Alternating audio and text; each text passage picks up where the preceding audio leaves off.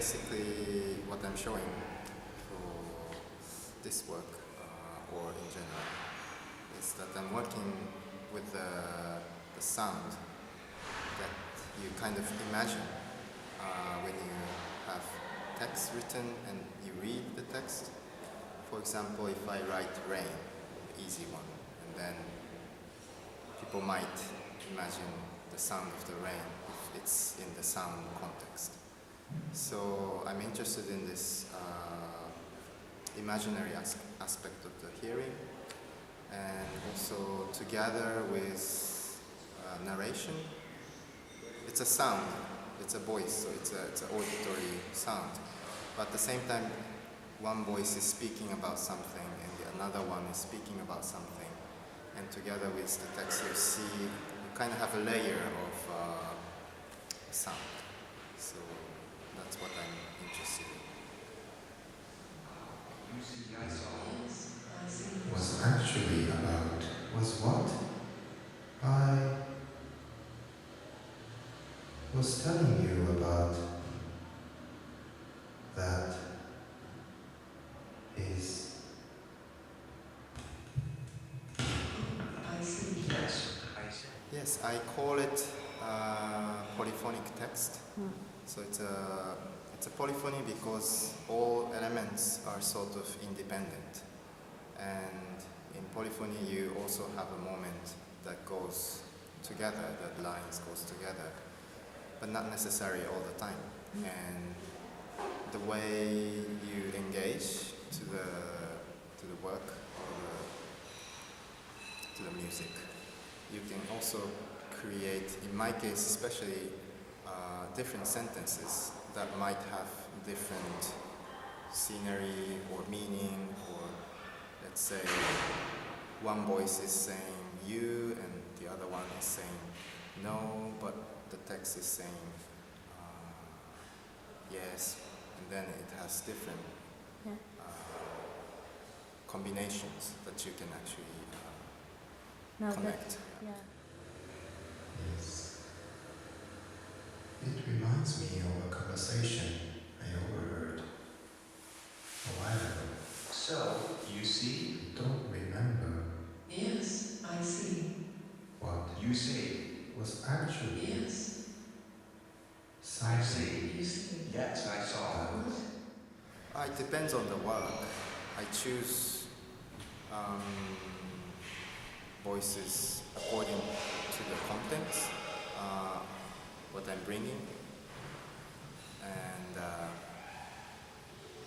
in this case, it's a machine or the voice in the laptop. It's created, so it's a bit like robotic voice, which gives me a kind of accidental intonation, because they're so good that they even breathe like, you know, it has this rhythm, but at the same time I cannot control. I just type the text and then they read it in a way that I don't expect sometimes, and I like the fact that something by chance happened.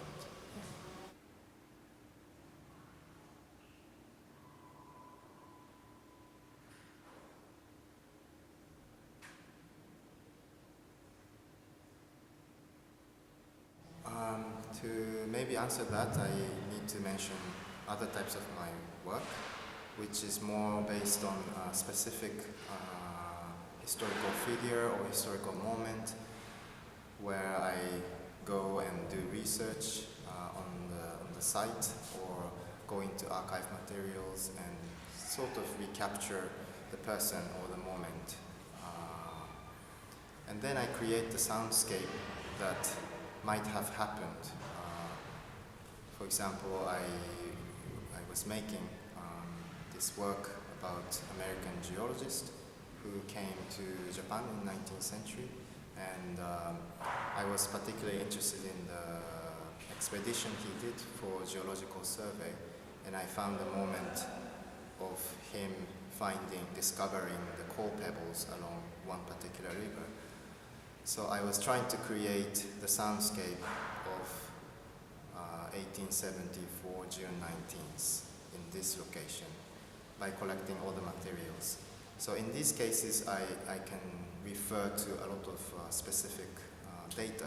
For example, if I know the weather from his field notes, and in there he also have time, and then I can ask specialists presenting this data, and then ask, for example, what kind of insects might be around in this region, in this time around season, blah, blah, blah. But here, I'm more interested in more abstract, let's say, the other one is more really like soundscape, but this one more probably is in the mind, so mindscape, yeah. Mindscape. But based on or inspired or created by hearing. That's what I'm interested in, like stories. It can be a story, but in this case I don't have narrative. It's somewhere suggested because one voice is me, and then I'm talking about something reminds me of something, which goes nowhere. But together with this field recording that I use in the background of the voices, and it switches as I speak with the rhythm, certain rhythm. And yeah, I'm more interested in like how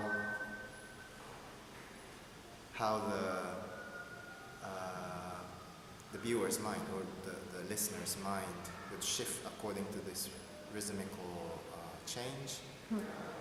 But it depends on where they actually focus. Maybe they're just focusing on the written text, and maybe they don't hear my voice as something suggesting the meaning or context. They just hear as a sound, which is okay. And it shifts up, absolutely. Those tiny years that is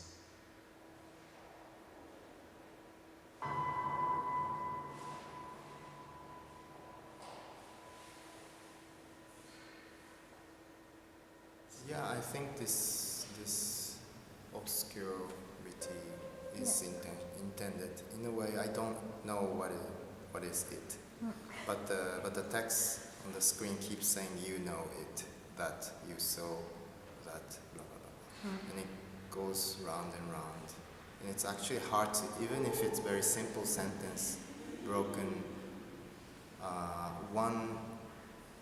only one words are shown on the screen at a time, so it's hard to follow, even if it's very simple sentence, and it creates the effect that you just mentioned. And it came actually. I don't know if this would excite anyone to tell, for me to tell this aspect, but it came because it started with this two boys saying, "Oh, I see," or "So you see," you know. "Oh, yeah, I see you so," and I was interested in this language playing. When you say, "Oh, I see," it is referring to the fact that you understand something in English, and we use it very often. But you don't actually say, in my experience at least, "I saw," to refer to the fact that you understood something in the past. So I was playing with this canvas, making this conversation, sort of nonsense maybe. But then, after hearing it like maybe 100 times, it actually started to remind me something. So it started that I have this voice which is mine, like, "Oh, this reminds me of something." And actually the conversation somewhere, I overheard somewhere. So I just start to write a sentence over these two boys saying, "I see, I see, I see." So from the beginning there was no central meaning, that I was not creating anything from the text. But then it's also started to connect to my other interest,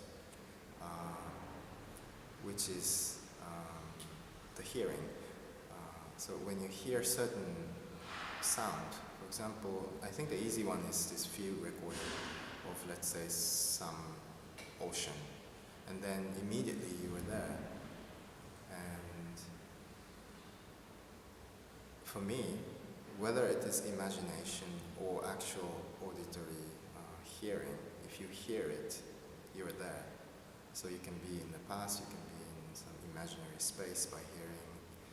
So what if the space or the contents doesn't exist and you hear it, and can you still be there? You know, can you hear the mindscape, which probably doesn't have the sound wave, and which is probably not in your memory either, but these people, these four voices, 1, 2, 3, 4 voices, are talking about it and insisting that you know it.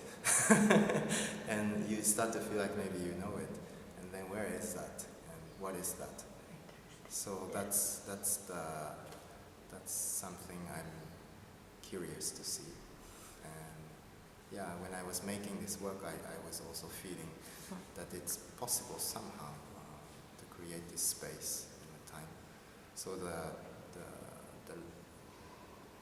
the part that wiped out, like it's either bringing the it or embedding the it into whiteness, was somehow came through this